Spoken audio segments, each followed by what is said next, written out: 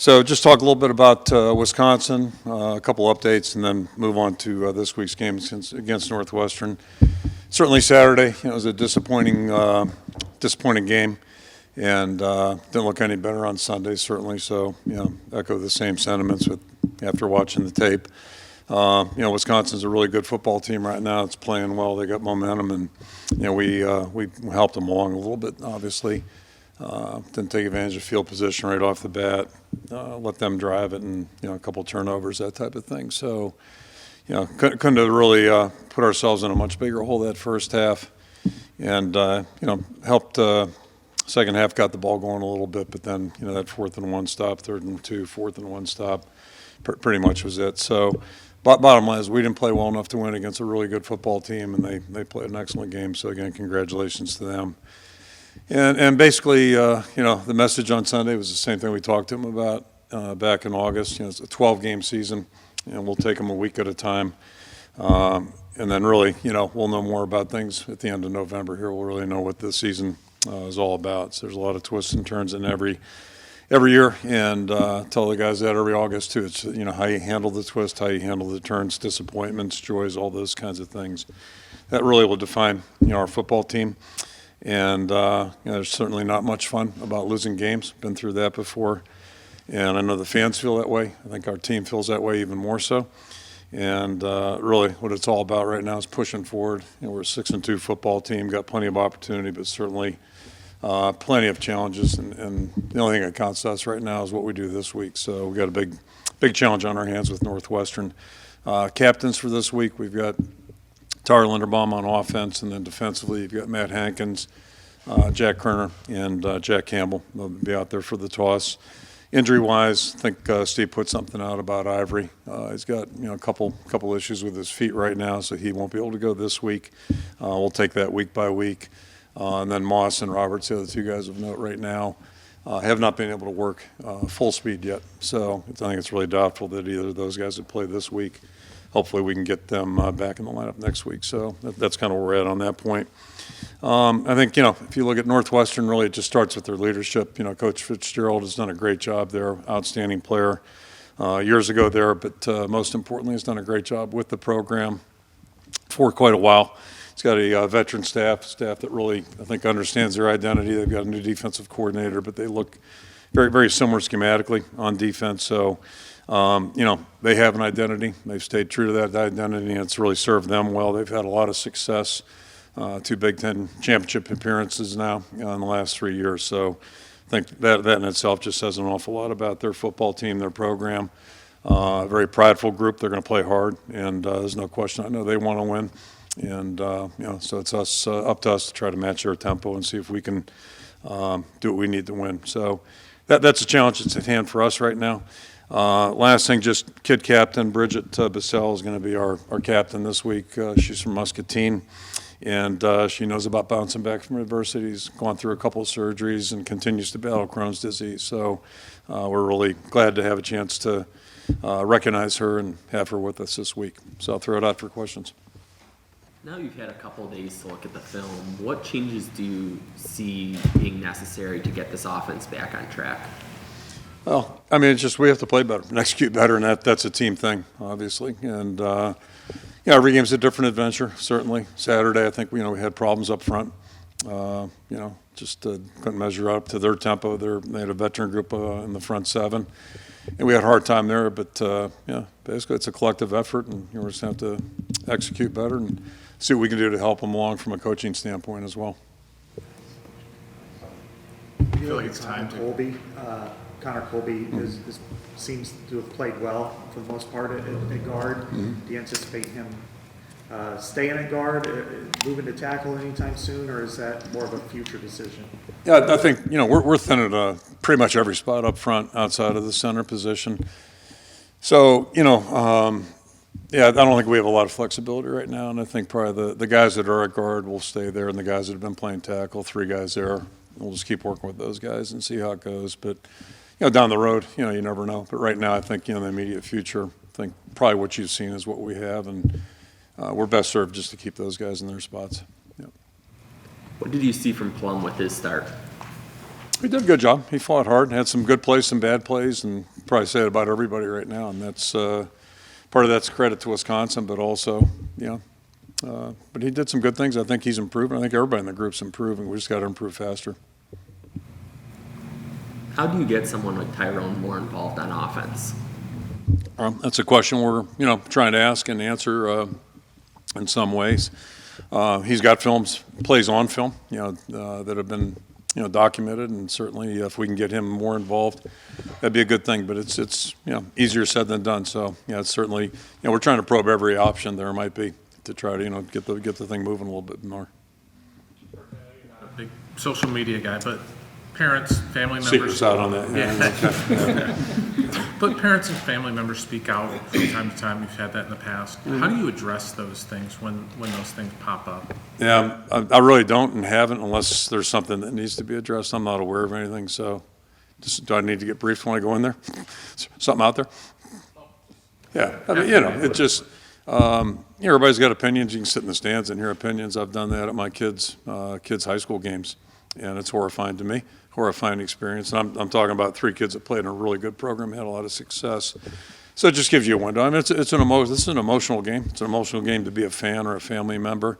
But from my perspective, our families have been really supportive and encouraging. That's how I hope every parent would be. I know Mary and I, that's always been our role as parents, to try to be encouraging to our kids. And also teach them that, when it gets bumpy, you push through things. And that's it's part of life. That's what we try to do as coaches, too. Kirk, during times like this, it's easy to ask what kind of changes need to be made. Mm-hmm. How do you make changes during the season, and is it more just a matter of just being better at what you guys do?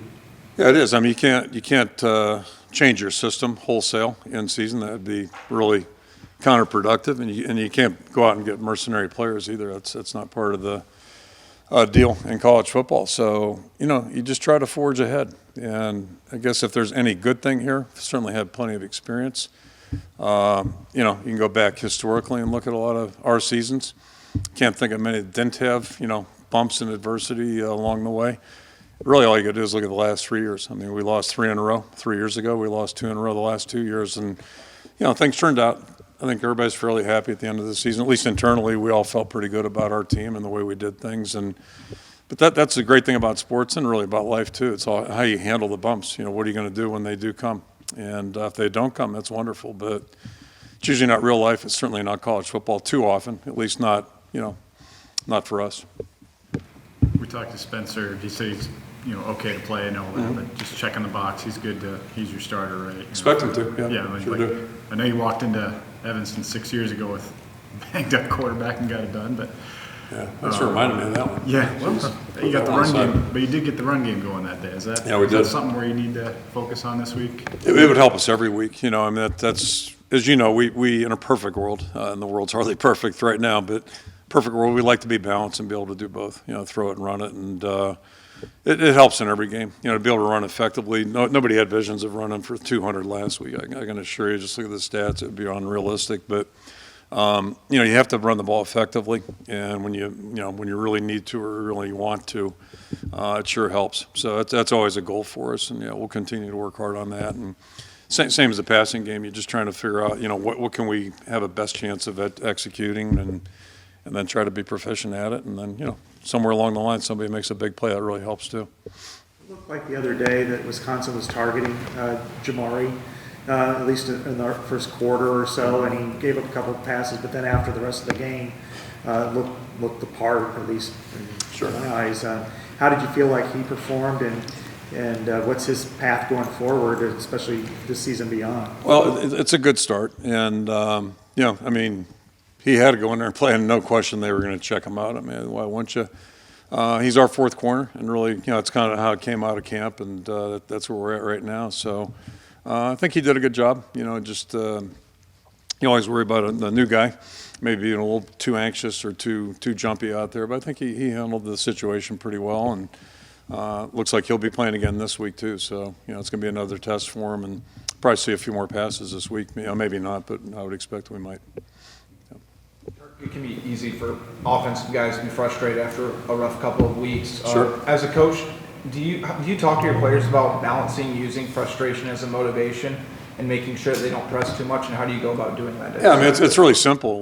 When things don't go well, you can surrender. Just feel sorry for yourself and all those types of things. Or you can try to use it as motivation and focus on improvement. And that's really what the game's all about, certainly. And I'm not saying it's the same situation, but go back a couple of years ago, we lost back-to-back games and scored 15 points. 1 point different. And the last game of the year, that year we scored 49. With a pick six at the end of the game. So.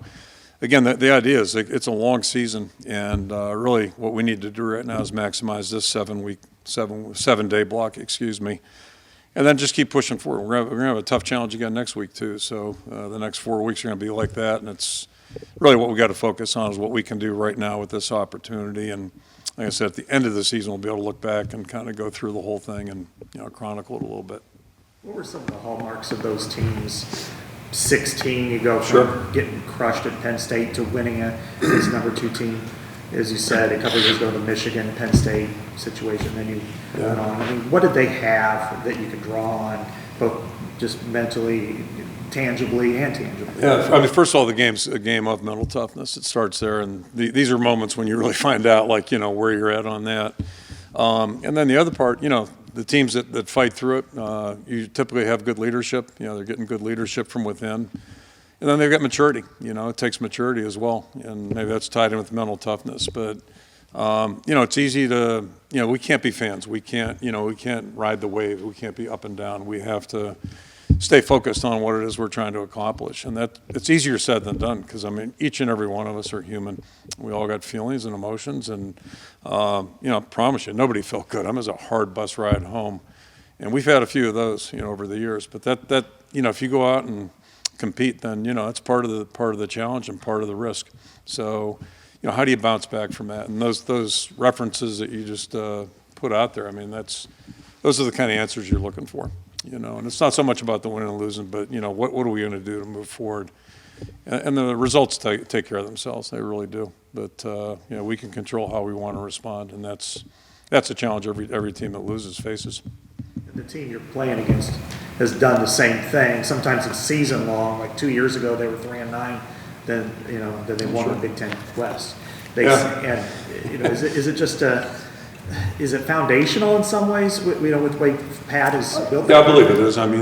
It's not a fluke that they've been in the championship game 2 of the last 3 years like that. There's a reason for that.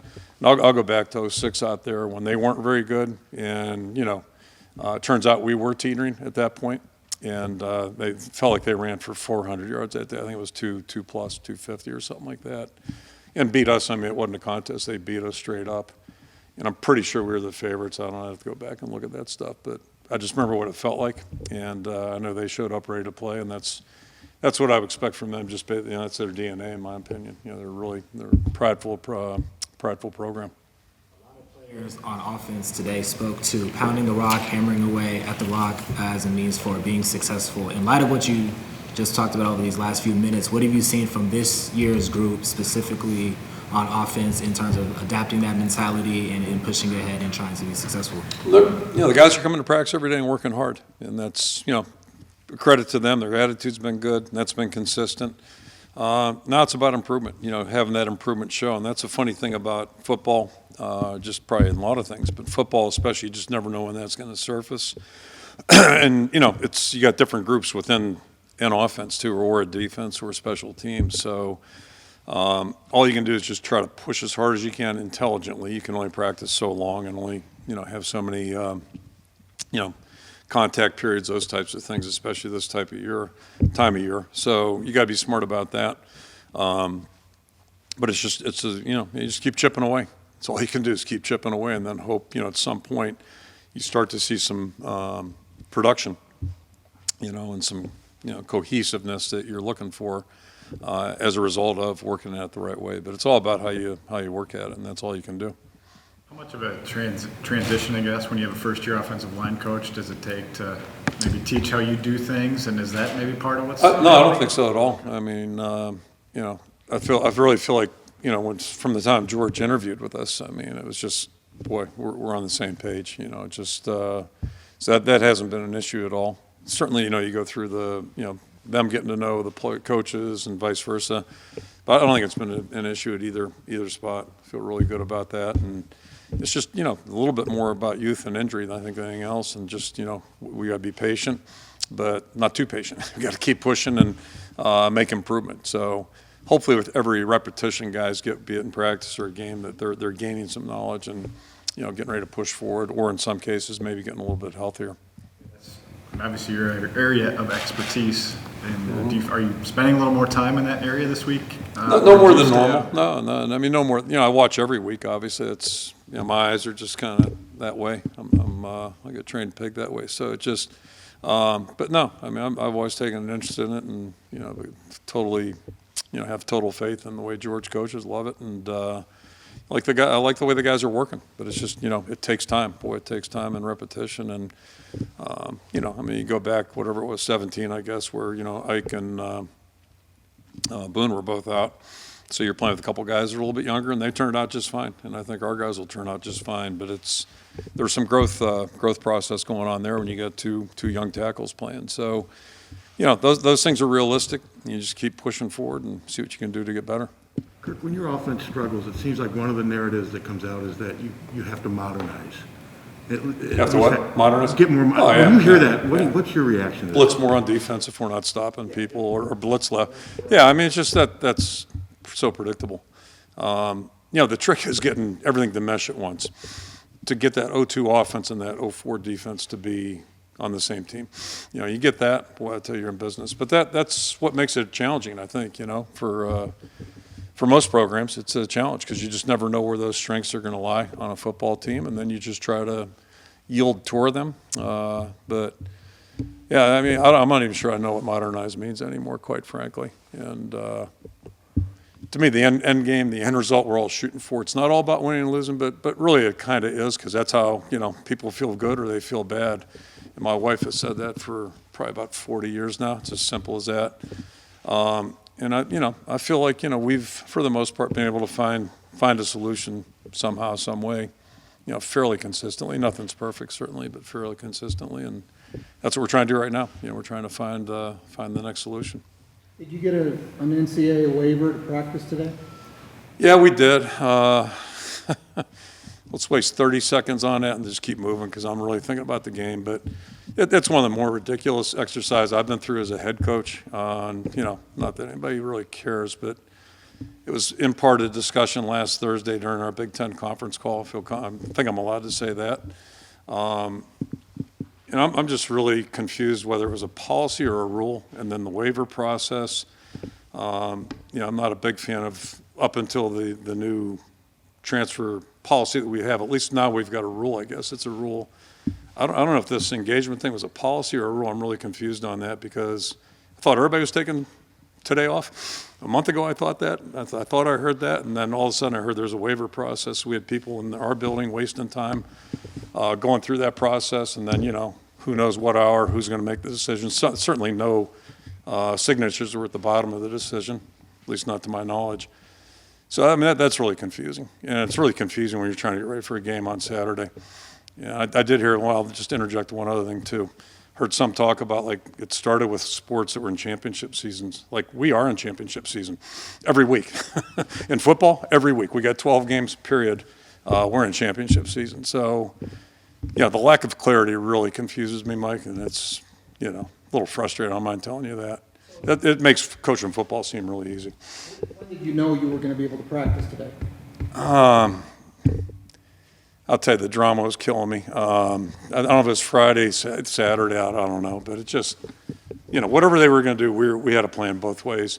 It's just silly to I thought, we had a plan, and then found out maybe we don't have a plan. And, it's silly to waste time on things when it could just be laid out. And everybody just said, okay, we all do it this way, we do it that way. And I have no opinion about what we did. I just have an opinion about, is it this or that? Like, that's stupid in season, in my opinion. That's just one person's opinion. I'm sorry. We've seen it. Go ahead. Yeah. There was an article in the Wisconsin State Journal out of Madison Monday morning, I think it was, where several Wisconsin defensive players were quoted as saying every time Iowa came to the line, they knew exactly what running play was going to be run. And I know in the past, you talked about the self-scouting, especially in the bye week. Yep. I mean, how do you react to that? That goes to kind of the predictability question. And Yeah, I'd say based on their stats, they've had a pretty good idea of what everybody's running against them because nobody's really run it well against them. Outside of Michigan had success. I think that's the only team really. And Army too. In Army, that's what they do. So option attack. I'd just say it's pretty much, and we are fairly predictable, I guess. And there's certain formations, all that type of thing. But I'm not too concerned about that, really, quite frankly. They played a heck of a defensive game. And they have been. They've been playing pretty consistently all year outside of that Michigan game. No longer controlling your own destiny, but how confident are you in this team still being able to take a Big Ten West title? All we're trying to do is win this week. Simple as that. And that's really what we need to be focused on right now. And, that's really where it's at. And I hope our players understand that. Like all that stuff, that type of talk, that's our goal, obviously. Why wouldn't it be? But the rankings, all the other stuff right now, it comes if you deserve it. And you find that out at the end of November. So right now we really need to focus on this week. And if we deserve to be there, we'll be there. But you got to earn that.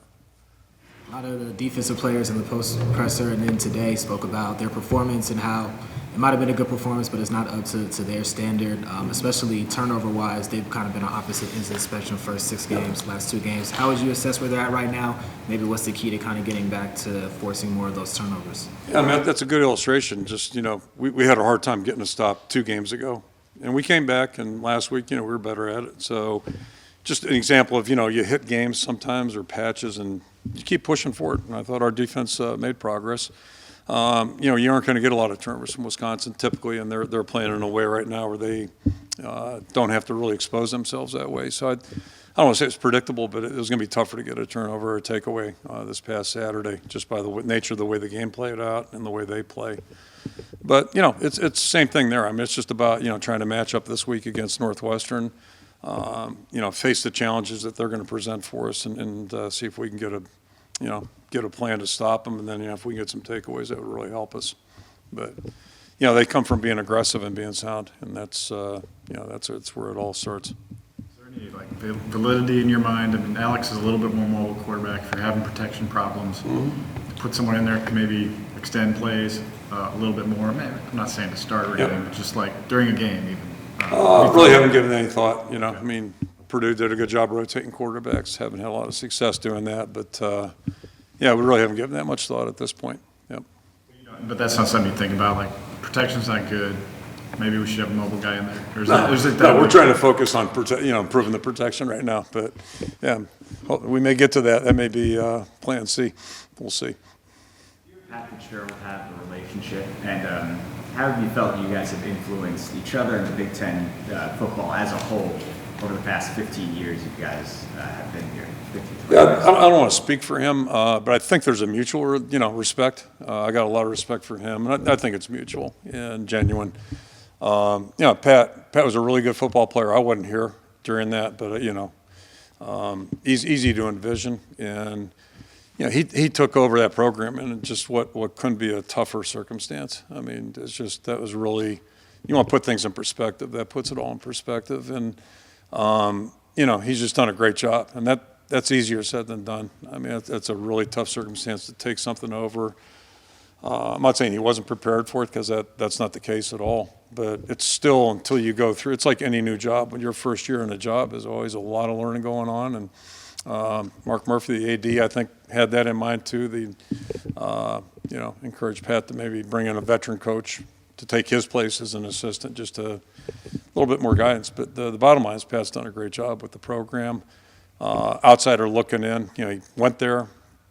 He lives and breathes that program and has been, from my vantage point, just a huge asset for the entire university, not just their sports programs or the football program. And, I'm not so sure how important any of that stuff is anymore in college football, but I think it's a pretty good story, and, he deserves an awful lot of credit.